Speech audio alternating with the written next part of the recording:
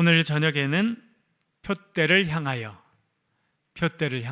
그런 제목으로 우리 말씀을 좀 더 생각하겠습니다. 지난 주간에도 우리가 같은 제목으로 살펴보았는데요, 참 사도 바울의 고백과 아주 결연한 결단이 있는 그런 중요한 말씀입니다. 다시 한번 살펴보겠습니다. 달려가노라 라고 하는 단어를 사도 바울이 반복해서 사용하고 있습니다.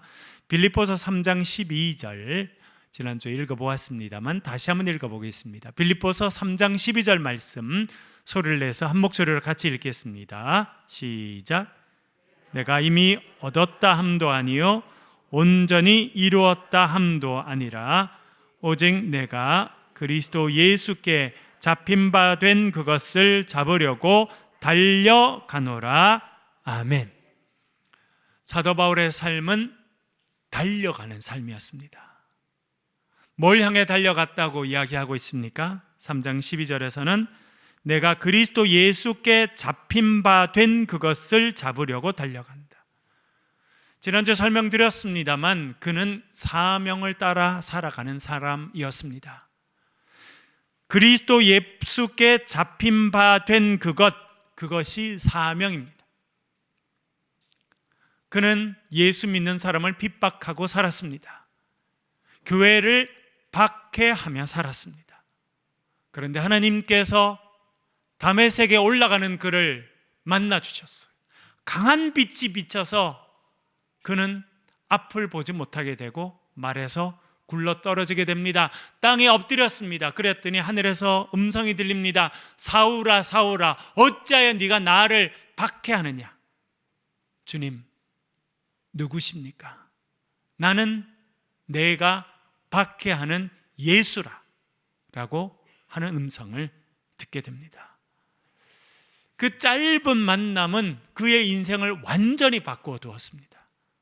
그래서 그는 교회를 박해하던 사람에서 교회를 세우는 전도자로 인생이 바뀌게 된 것입니다. 여러분, 여러분의 삶에 예수 그리스도를 만나는 은혜가 여러분의 삶에 있기를 간절히 축원합니다. 그리고 여러분 자녀들 위해서 기도하시죠. 내일 또 수능 시험이 있습니다. 아주 중요한 시험이죠. 그래서 우리 자녀들이 많이 또 참여하게 되고 대학의 문을 두드리게 되고, 여러분 대학 입시가 아주 중요합니다만 대학 입학하니까 자녀에 관련된 모든 문제가 다 해결되죠, 여러분. 그렇죠? 대학 입학을 준비하고 시험 치르는 우리 자녀들은 오늘만 시험 보면 정말 인생에 많은 것들이 해결되겠다 이렇게 생각하지만 그렇지 않습니다. 앞으로 많은 일이 있잖아요, 여러분. 그렇죠? 예, 그래서 제가 전에 학생들 가르칠 때도 농담 반 진담 반 그렇게 이야기했습니다.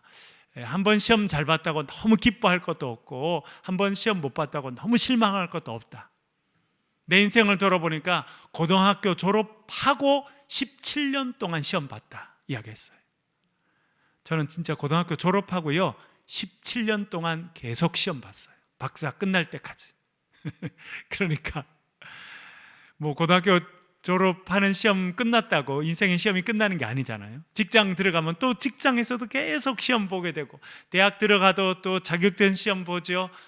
졸업 시험 보죠. 또 석사 박사 가면 그 시험 보죠. 그거 다 마칠 때까지 시험이 끝이 없습니다. 우리 자녀들이 그런 많은 일들을 이제 겪어 나아가게 되는데요. 여러분, 그런 많은 인생의 여정 가운데 정말 중요한 것이 있습니다. 그것은 무엇이냐면 예수님께 잡힌 바 된 인생이 되는 것입니다. 예수님께 잡힌 바 된 인생이 되려고 하면 뭐가 필요하느냐? 예수님과의 인격적인 만남이 필요합니다. 우리 자녀들 대학 들어가는 건 너무 중요합니다. 좋은 직장 가지는 거 중요합니다. 좋은 사람 만나서 가정 이루는 거 중요합니다. 그러나 더 중요한 것은 생명의 주님이신 예수 그리스도를 만나는 일이라고 하는 것을 여러분 기억하시고, 여러분 자녀들이 예수 그리스도를 인격적으로 만나도록 해주시길 간절히 바랍니다. 그래야 젊음의 방황이 끝나게 됩니다. 인생의 방향이 잡히게 됩니다. 여러분, 인생을 살아보니까 빨리 달리는 것이 중요합니까? 안 그러면 방향을 잘 잡고 달리는 것이 더 중요하다 생각이 됩니까? 여러분, 젊을 때는요, 빨리 가야 된다고 생각해요. 그렇죠? 예. 이 친구보다 좀 더 빨리 가고, 내가 이거 좀 더 대학교 빨리 들어가고, 직장도 빨리 잡고, 빨리 진급하고, 그래서 막 젊을 때는요, 빨리 이렇게 하는데 관심이 많고, 그렇게 하면 뭔가 많이 이룬 것 같아요. 여러분, 직장에 들어갔습니다. 빨리빨리 승진했습니다. 그럼 어떤 결과가 오는 줄 아세요? 나중에요? 빨리 나와야 돼요. 그렇죠? 왜냐하면 어떤 직장이든지 다 정년이 있어요. 아주 빨리 달려가면요, 어느 순간에 나와야 돼요. 지금 제가 대학원에서 가르치는데 제 수업을 듣는 분이 한 분 있어요. 우리나라를 대표하는 모 대기업 전무까지 하셨더라고요. 저보다 나이가 더 많으신데 제 수업을 들으세요. 한 번은 수업이 끝났는데 저랑 걸으면서 이야기를 하게 됐습니다. 교수님, 제가 32년 직장 생활을 했거든요. 너무너무 정신없이 살았거든요. 뭐 대기업에 임원까지 되려니까 얼마나 그렇게 살았겠어요. 그런데 그 습관이 아직도 안 벗겨져 가지고 편안하게 공부할 수 있고 그렇게 할 수 있는데도 마음이 불안하다는 거예요. 뭔가 더 해야 될 것 같다는 거예요. 참, 이분은 대기업의 임원까지 되려면 얼마나 열심히 살았겠어요. 밤잠 자지 않고 딴 사람 쉴 때 더 열심히 일했기 때문에 승승장구했고, 그래서 대기업 임원까지 하고, 이제 이만하면 직장 생활 됐다, 내가 이제 원하던 공부하고 인생을 찾아가야지 했는데 너무 빨리 달리던 버릇이 있다 보니까 그것이 멈춰지지 않는다는 거예요. 그게 딜레마다, 그렇게 생각했어요. 빨리 달리는 훈련을 해서 기업에서 원하는 사람이 되고 성과도 많이 되고, 그래서 많이 사람들이 부러워하는 자리만큼 올라갔는데, 그러면 그만큼 이루었기 때문에 삶이 편안하고 기쁨이 있고 만족이 있느냐? 그러지 못하다는 거예요. 젊을 때는요, 빨리 달려가면 좋다고 생각합니다. 그런데 여러분, 그보다 더 중요한 것은요, 방향을 잘 잡고 달려가는 것입니다. 대구에 사니까 참 좋은 게 있어요. 그건 뭐냐니까 방향의 중요성에 대해서 알게 됩니다. 그렇죠? 서울을 갈 때 무조건 고속도로 달린다고 서울을 갈 수 있는 게 아니에요. 서울로 가느냐, 부산으로 가느냐, 내가 지금 어느 방향으로 가는지 딱 생각하고 고속도로 타야 돼요. 제가 부산 아래에 있는 그 거제도에 있을 때는 별로 생각 안 해도 돼서 서울 하면 무조건 위로 올라가면 됐었어요. 근데 대구는요, 딱 가운데 있어서 방향을 잘 선택해야 되더라고요. 참 고속도로를 탈 때마다 배우게 됩니다. 서울로 가야 되는데 내가 마음이 급하다 그래서 고속도로를 무조건 타고 운전해 갔는데 한참 가다 보니까 밀양이 나오네. 그럼 어떻게 된 거예요? 잘못된 거죠. 방향이 잘못되면요, 열심히 달리는 만큼 손해가 됩니다. 여러분, 우리의 자녀들도 마찬가지예요. 이번에 참 이태원에서 너무나 가슴 아프고 안타까운 참사가 있었습니다. 다시는 우리나라에 그런 일이 없어야겠어요. 그러기 위해서 여러 가지 토론도 하고 이야기도 하고 많이 합니다만, 정말 우리 젊은이들이 왜 거기에 가 있는지 스스로 판단하고 내가 있어야 될 자리인지 없어야 될 자리인지 판단하는 능력들이 필요하다, 이런 생각들을 요즘 많은 사람들이 하고 있습니다. 왜 거기 가는지, 왜 내가 이 방향으로 달리고 있는지 때때로는 알지 못해요. 친구가 가니까 따라가고, 많은 사람들이 간다니까 따라가고, 많은 사람들이 한다니까 하고, 그런 청년들이 너무나 많습니다. 제가 전에 타 지역에 있을 때, 목회할 때 아주 열심히 있는 집사님이 있었어요. 한 번은 기도 제목을 내셨어요. 목사님 너무 힘들어요, 마음이. 그래서 왜 그랬더니 딸이 대학을 다 졸업하고 직장 들어갈 줄 알았는데 다른 대학 1학년으로 다시 들어가겠다 그랬대요. 그런 사람이 생각보다 많습니다. 왜요? 뭔가 열심히 달려왔는데 이제 끝에 서서 새로운 시작을 하려고 보니까 내가 지금 달려온 것이 바른 방향이 아니라고 생각했기 때문에 다시 출발점으로 돌아가서 다시 시작하는 거예요. 여러분, 우리 자녀들이 그럴 위험성 가운데 있습니다. 특별히 내일 수학 능력 시험을 보고 대학의 방향들을 정해가고 이렇게 하면서 여러분, 우리 자녀를 위해서 더 특별히 기도하는 기간인데요, 우리가 반드시 기도해야 될 것은 우리 자녀들이 인격적으로 예수 그리스도를 만나는 은혜가 있도록 도와주십시오라고 기도하실 수 있기를 간절히 바랍니다. 그것은요, 대학 입학하는 청년뿐만 아니라 직장 생활을 하고 있는, 심지어는 결혼해서 아이를 낳고 살고 있는 우리 자녀들도요, 예수 그리스도를 인격적으로 만나고 예수 그리스도를 구주로 고백하는 인생이 돼야 그의 인생의 방향이 올바르게 되고 그의 삶에 하나님 기뻐하시는 성령의 열매가 맺히게 될 줄로 믿습니다. 사도 바울은요, 그 다메섹에서 예수 그리스도를 만나게 되었습니다. 그리고 그에게 일어난 변화가 있었는데 그것은 무엇이냐면 예수 그리스도께 붙잡힌 바 되었다, 이렇게 표현합니다. 그래서 이제는 내가 원하는 것이 아니라 예수님께서 맡기시는 일들을 감당하게 되는 것입니다. 그 전까지는 자기의 머리 생각으로 옳다고 생각하고 바르다고 생각하는 그 일을 열심히 했습니다. 그 결과는 교회를 핍박하고 예수 믿는 사람들을 붙잡아서 감옥에 집어 던지는 그런 파괴적인 일을 하고 살았어요.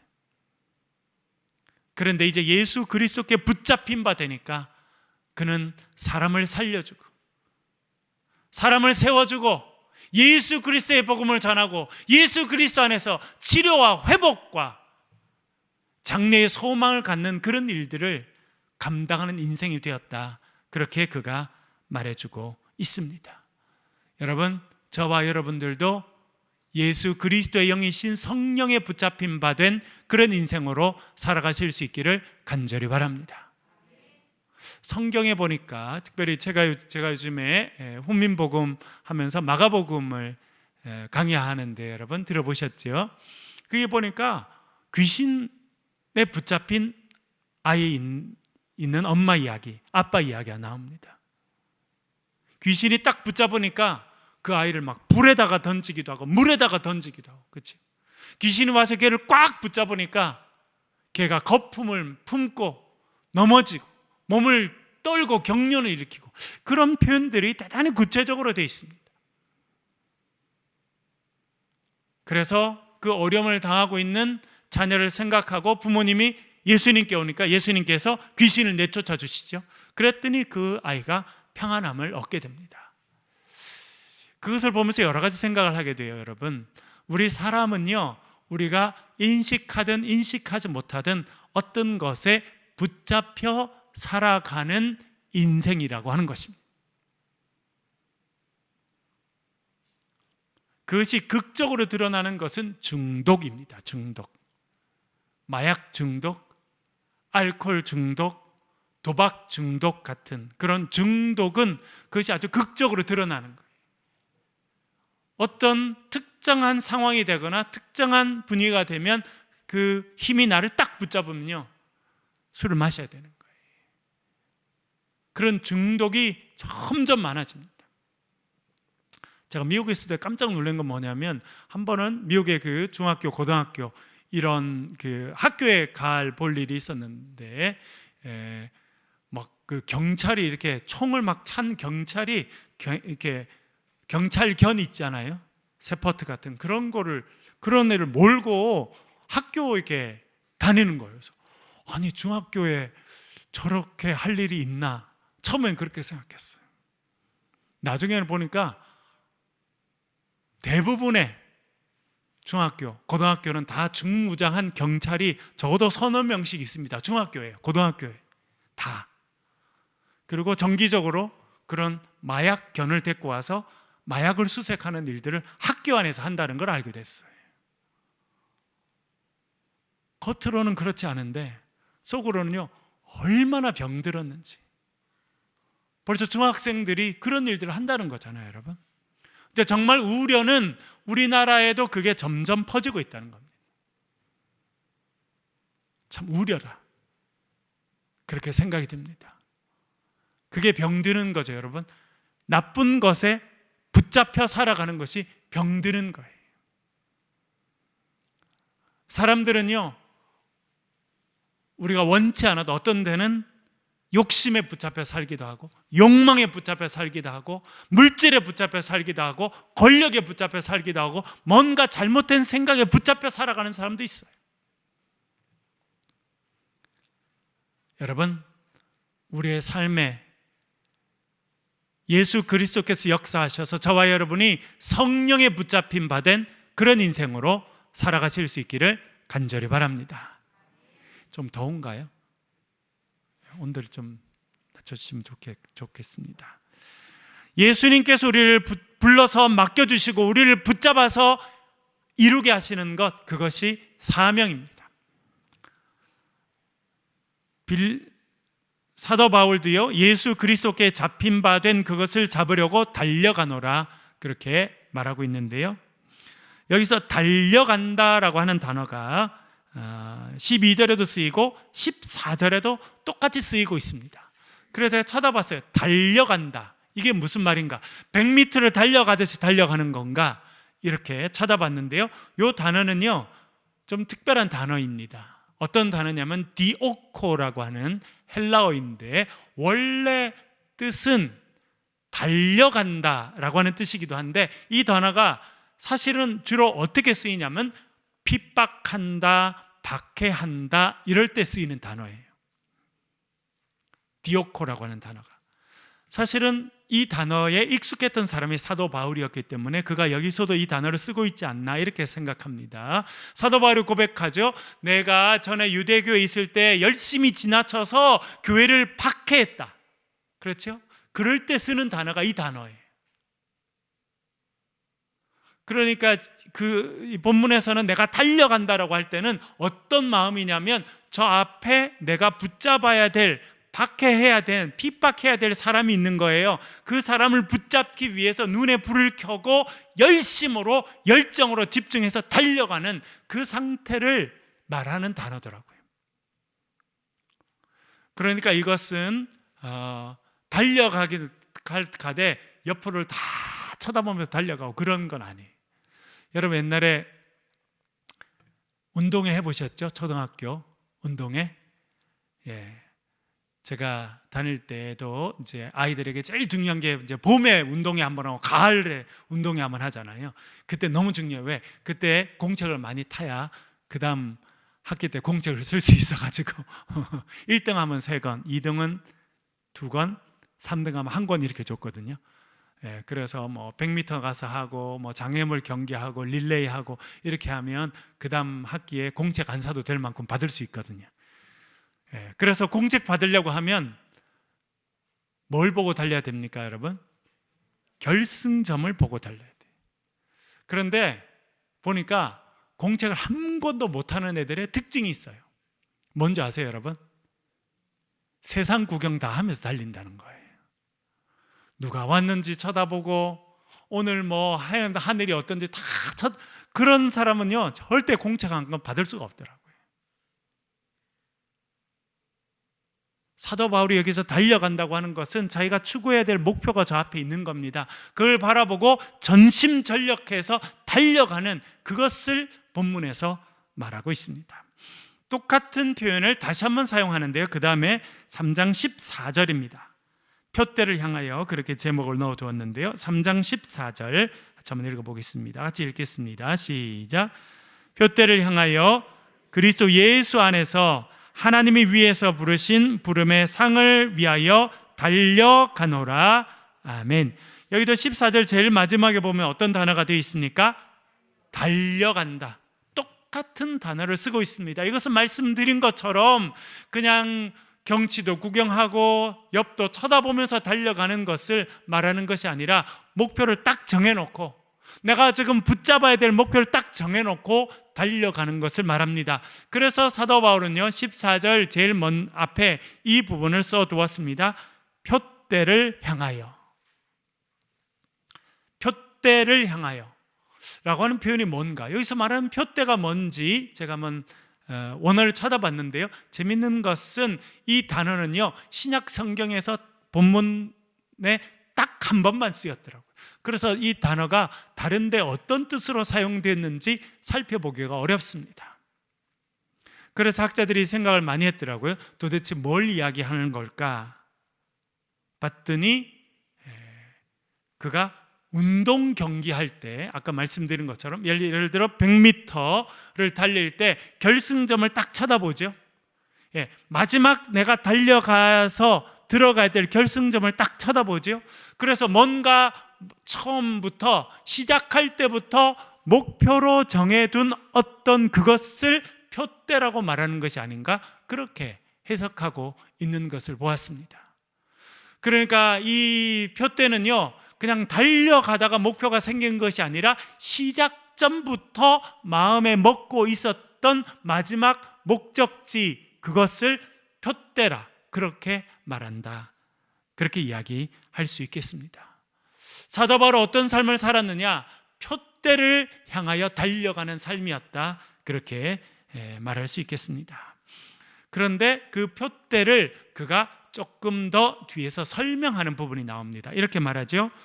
그리스도 예수 안에서 하나님이 위에서 부르신 부름의 상을 위하여 달려가노라. 그래서 우리가 여기서 사도 바울이 처음부터 마음에 갖고 있었던 목적지, 표대가 뭔지 우리가 좀 더 이해할 수 있는 가능성이 열리게 되는데요, 그것이 무엇입니까? 하나님이 위에서 부르신 부름의 상을 위하여 달려간다. 좀 더 쉽게 말하면 상 주실 것을 바라보고 받을 상을 마음에 두고 달려간다는 것입니다. 그런데 그 상은 어떤 상이냐? 하나님께서 나를 부르셔서 감당하도록 맡겨주신 일을 감당하면 받게 되는 상이라는 거예요. 여러분, 초등학교 이럴 때 이제 방학식을 하잖아요. 아이들이, 시골 애들이 특별히 방학하면 이제 놀려고 되게 기다리는데, 방학식 할 때 주는 게 있습니다. 방학식 할 때 뭘 주나요? 상을 주더라고요. 그렇죠? 우등상도 주고 모범상도 주고 그런 상을 주더라고요. 여기서 말하는 것은 그렇게 뭔가 한 학기를 열심히 잘해서 열심히 공부하고 노력해서 그 마지막에 얻는 보상으로 주어진 상, 그것을 말하고 있는 것입니다. 그것이 사도 바울이 마음에 두고 있었던 표대가 아닌가, 그렇게 생각합니다. 이 부분을 사도 바울이 고린도전서 9장에서 이렇게 표현하는데요, 어떤 면에서는 이것이 같이 연결되어 있는 표현이다, 그렇게 우리가 이해할 수 있겠습니다. 고린도전서 9장 24절부터 26절까지 천천히 한번 읽어보겠습니다. 같이 읽겠습니다. 시작. 운동장에서 다람질하는 자들이 다 달릴지라도 오직 상을 받는 사람은 한 사람인 줄을 너희가 알지 못하느냐? 너희도 상을 받도록 이와 같이 다름질하라. 이기기를 다투는 자마다 모든 일에 절제하나니 그들은 썩을 승리자의 관을 얻고자 하되 우리는 썩지 아니할 것을 얻고자 하노라. 그러므로 나는 다름질하기를 향방 없는 것 같이 아니하고 싸우기를 허공을 치는 것 같이 아니하며. 아멘. 제가 지난번에도 말씀드렸죠. 사도 바울이 고린도에서 목회를 1년 6개월 동안 하였습니다. 그런데 고린도는 그 당시는 로마 전체에서 가장 빨리 성장하는 그런 중요한 도시였습니다. 또 그럴 것이 거기가 무역의 중심지였을 뿐만 아니라 거기는 지난번에 말씀드린 것처럼 이스미안 게임이라고 하는 국제 운동 경기가 열렸습니다. 여러분 아마 조만간에 지금 카타르에서 월드컵을 한다잖아요, 그렇죠? 예. 뭐 여러분 관심 없는 분도 있으시겠습니다만, 예. 전 세계인들이 가장 열광하는 경기가 지금은 월드컵 경기입니다. 그래서 뭐 다음 주부터 이제 열리게 되고, 그래서 우리 뭐 국가대표도 이제 카타르에 도착했다, 뭐 누가 어떻다 이런 이야기를 하게 되는데, 그 당시 로마 사회에서 가장 중요한 국제 운동 경기 중에 하나가 이 고린도에서 열렸습니다. 그것이 이스미안 게임이었다고 생각되고요. 아마 사도 바울이 그 당시 목회할 때에 이 게임이 있지 않았을까, 그렇게 우리가 생각합니다. 학자들은 그렇게 추측합니다. 그리고 사도 바울이 잘했던 일, 직업으로 했던 일은 뭡니까? 천막 만드는 일이었죠. 그러니까 여러분 이번에도 뭐 카타르에 보니까 갑자기 엄청나게 많은 사람들이 세계에 오니까 제일 문제는 숙박하는 거예요. 그래서 뭐 잠자리를 이렇게 임시로 만들어서 그게 어떻다 저떻다 뭐 이런 게 나오는데, 그 당시도 상황이 똑같았어요. 그러면 어떻게 하느냐? 그런 바울과 같이 천막을 만드는 기술자들이 가서 천막을 탁탁탁탁 이렇게 쳐놓으면 멀리서 외국에서 온 그 타 지역에 온 사람들이 운동 경기를 참여하면서 그 천막에서 잠을 자고 밥을 먹고 그런 일들을 하면서, 이거는 뭐 성경에 딱 나와 있지는 않고요, 학자들이 추측하는 것입니다. 그래서 천막 만드는 기술자였던 사도 바울도 그 이스미안 게임이라는 국제 게임이 열릴 때 거기서 텐트를 치고 그렇게 그런 비즈니스를 했을 거라고 생각이 되고요. 그리고 운동 경기를 그가 직접 여러 번 관람했다고 생각됩니다. 그 표현이 가장 구체적으로 나온 것이 지금 우리가 읽은 고린도전서 9장입니다. 이렇게 말하죠. 운동장에서 다름질하는 자들이 다 달릴지라도.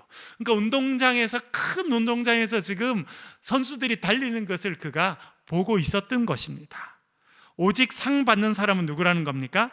한 사람. 아마 그때는 한 사람, 1등한 사람한테만 월계관을 씌워줬는지 모르겠습니다.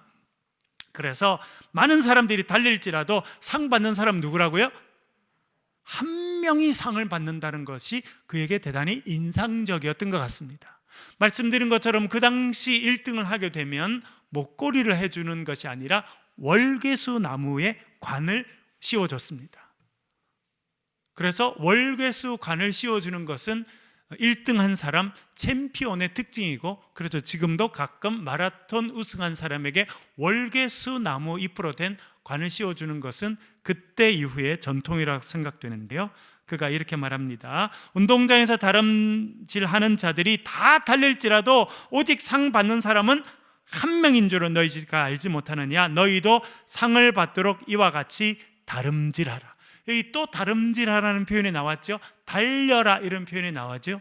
사도 바울은 그 운동선수들이 달리는 걸 보면서 우리의 삶도 그렇다, 내 삶도 달려가는 삶이라고 하는 생각을 했던 것 같고요. 그리고 열심히 달려가면, 최선을 다해서 달려가면 결국 뭐가 주어진다는 것을 운동 경기를 통해서 보았습니까? 상이 주어진다는 거예요.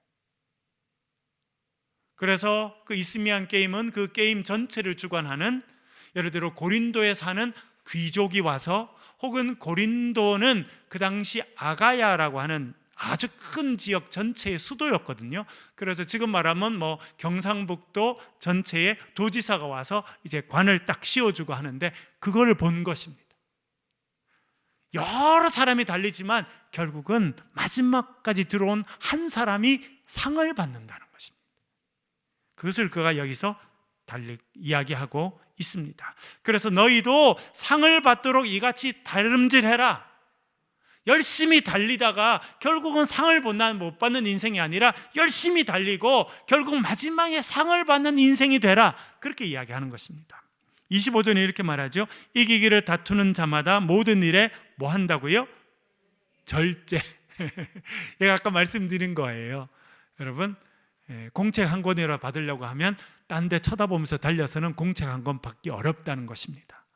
하고 싶은 일이 많아요. 이것도 할 수 있고 저것도 할 수 있지만 절제해야 돼요. 여러분, 내일 시험인데 오늘 열심히 공부할 때 보면 꼭 옆에 보고 싶은 책이 더 있지요. 하고 싶은 일이 또 있지요. 예. 그래서 꼭 저도 그럴 때가 있었는데 꼭 공부 열심히 하려고 책상에 딱 앉아서 내일 시험 보니까 책상에 딱 앉았는데 보면 옆에 치워야 될 게 막 있어. 그럼 그걸 치워야 돼요? 말아야 돼요? 네. 어떤 사람은 치워야 공부가 되니까 치우는 사람이 있어요. 그러면 집중이 흩어집니다. 여기서 말하는 절제라고 하는 것은 무엇이냐면 정해놓은 목표 외에 다른 모든 것은 부차적인 것으로 생각한다라고 하는 의미를 가지고 있습니다. 그가 보니까 정말 1등 하는 사람, 가서 상을 받는 사람들은요, 딴 데 신경 안 쓰고 해야 될 목표를 바라보고 표대를 바라보고 결승점을 바라보고 달려가더라는 겁니다. 그것을 그가 모든 일에 절제한다, 그렇게 이야기했습니다. 그리고 여러분, 뒷부분을 보면요, 그가 운동 경기를 보면서 우리 그리스도인들의 삶을 생각하고 있다는 것을 금방 알게 됩니다. 그가 이렇게 표현했습니다.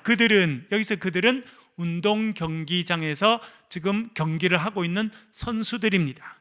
선수들은 썩을 승리자의 관을 얻고자 하되, 여기 승리자의 관이라는 게 나오죠. 월궤수관. 그런데 사도 바울은 이것을 어떻게 표현했습니까? 영광스러운 월계관이 아니라 뭐라고 표현했습니까?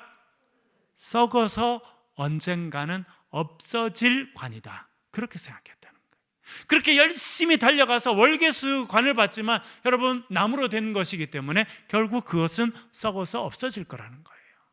그러나 우리는 썩지 아니할 것을 얻고자 한다, 그렇게 말합니다. 썩지 아니할 면류관을 얻고자 한다라고 하는 것입니다. 이제 그 뒤에 또 그 표현이 나옵니다만 26절에 이렇게 말합니다. 그러므로 나는 다름질하기를 향방 없는 것 같이 아니하고.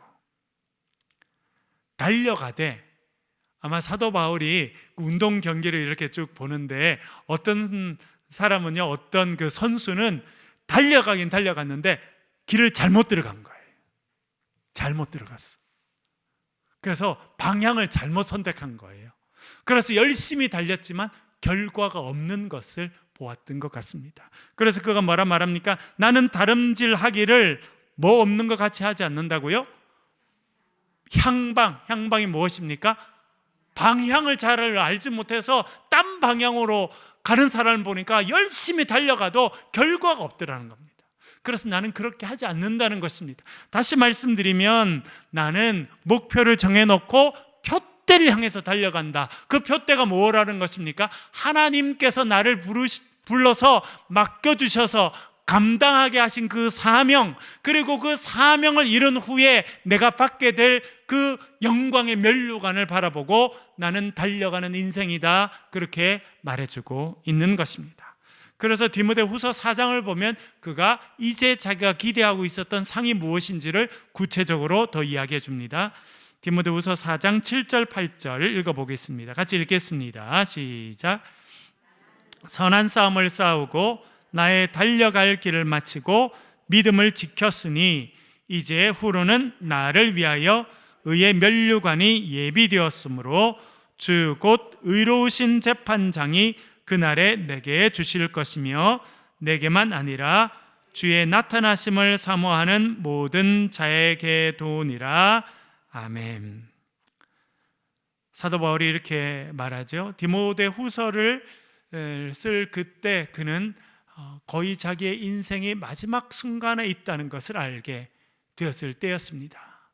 정말 이제 하나님 앞에 갈 날이 얼마 남지 않았다고 하는 것을 알게 된 때에 썼는데 그가 이렇게 말합니다. 나는 선한 싸움을 싸우고 달려갈 길을 마치고. 그의 삶을 그는 어떻게 표현했습니까? 선한 싸움을 싸우는 삶이었다는 거예요.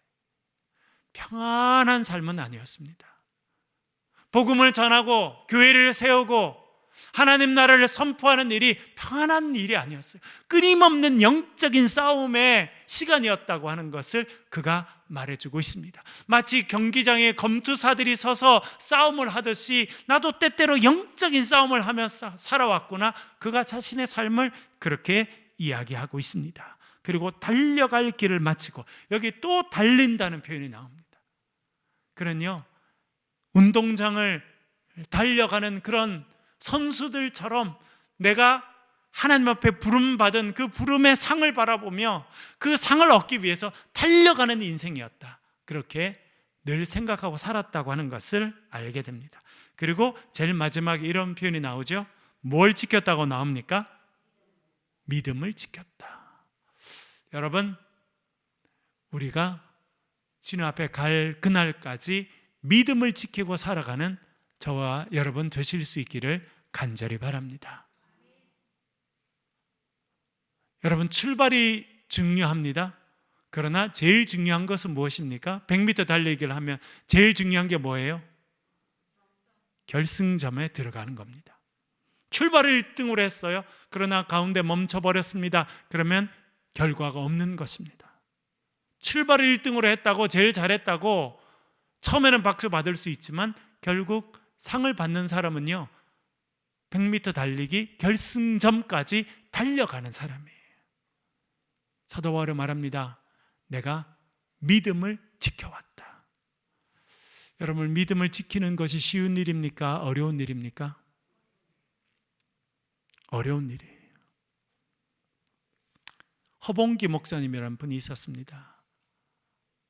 뉴저지, 미국 동부 뉴저지에 있는 찬양교회 담임을 평생 하셨어요. 어느 날 1부 예배 마치고 2부 예배를 준비하는 가운데 소식이 들려왔습니다. 자기의 딸이 살해당했다는 소식을 듣게 됩니다. 지나가는 사람에게 칼에 찔려서 살해를 당했다는 소식을 듣고 2부 예배를 마치고 충격적인 그 시간들을 보내게 되죠. 나중에 그분이 글을 써서 홈페이지에 올렸는데 많은 분들이 그 글을 보고 참 감동을 받았습니다. 저도 여러 번 그 글을 보았습니다. 그 글에 그런 내용이 나옵니다. 어떤 데는 믿음이 나를 지켜주지만 어떤 데는 내가 믿음을 지켜가야 될 때도 있다. 무슨 말씀인지 이해가 되시죠? 어떤 데는요, 우리가 의지적으로 우리의 믿음을 지켜가야 된다는 거예요. 그냥 있는 대로 놔두는 것이 아니라 내가 의지를 갖고 내 믿음을 내 스스로가 지키고 하나님을 바라보는 믿음을 내 스스로가 지키고 그렇게 나아가야 될 때가 있다는 거예요. 목회자로 평생 살았던 그는 그 딸의 죽음을 경험하면서 자기가 자기 스스로 믿음을 지켜야 된다는 생각을 하셨다는 거예요. 여러분, 마지막까지 믿음을 지키는 저와 여러분의 삶이 되실 수 있기를 간절히 바랍니다. 그렇게 믿음을 지키면 그에게 비전이 있었어요. 꿈이 있었어요. 그 후로는 나를 위하여 뭐가 준비되었다고요? 의의 면류관이 준비되었다. 앞에서 고린도전서 9장 25절에도 말하죠. 그들은 썩을 승리자의 관을 얻고자 하되 우리는 썩지 아니할 것을 얻고자 한다라고 말했는데, 그 썩지 아니할 승리자의 관, 그것이 뭐라고 말합니까? 의의 면류관이다. 여러분, 우리도 믿음의 선한 싸움을 싸우고 하나님 앞에 서게 될 때 하나님께서 우리 각자에게 의의 면류관을 씌워 주실 줄로 믿습니다. 그 자리에 다 서는 저와 여러분 되시길 주의 이름으로 간절히 축원합니다. 그것을 또한 이렇게 표현합니다. 야고보서 1장 12절 읽겠습니다. 야고보서 1장 12절 같이 읽겠습니다. 시작. 시험을 참는 자는 복이 있나니 이는 시련을 견디어낸 자가 주께서 자기를 사랑하는 자들에게 약속하신 생명의 면류관을 얻을 것이기 때문이라. 아멘. 디모데 후서에서는 의의 면류관이라고 표현되어 있는데요, 야고보서에서는 이게 뭐라고 표현되어 있습니까? 생명의 면류관이다. 이 면류관을 쓴 것은 어떤 의미예요? 이제 영원한 생명을 얻었다는 거예요. 예수 그리스도 안에서 하나님의 천국 잔치에 참여한 영원한 생명을 얻은 백성이 되었다, 그렇게 말해주고 있습니다. 여러분, 우리도 선한 싸움을 싸우는 인생을 살고 있습니다. 목표를 보고 달려가지만 때때로 힘들고 때때로 좌절하고 때때로 낙심할 수밖에 없는 일을 겪습니다. 그러나 하나님께서 주실 의의 면류관, 생명의 면류관을 바라보며 믿음을 지키며 살아가시는 저와 여러분 되실 수 있기를 주의 이름으로 간절히 축원합니다. 기도하겠습니다. 말씀을 가지고 한번 기도하겠습니다. 하나님, 우리도 표대를 바라보고 믿음을 지키고 선한 싸움을 싸우며 주님 주실 의의 면류관, 생명의 면류관을 바라보며 살아가는 인생이 되게 도와달라고 기도해 주시길 바랍니다. 특별히 우리 내일 대학 수학 능력 시험을 보는 우리 교회 자녀들이 여러 명 있습니다. 하나님 지혜 주시고 은혜 주셔서 넉넉히 감당케 하시고 대학의 문과 인생의 문이 열리게 도와주십시오. 기도해 주시길 바랍니다. 또한 여러분, 우리 집에 있는 자녀들의 이름을 불러가면서 하나님 우리 자녀들이 믿음의 사람이 되게 하시고 믿음을 지키는 자들이 되게 하시고 예수 그리스도를 인격적으로 만나는 자들이 되게 도와주옵소서. 소리를 내서 통성으로 같이 한번 기도하겠습니다. 기도하십시다. 아버지 하나님,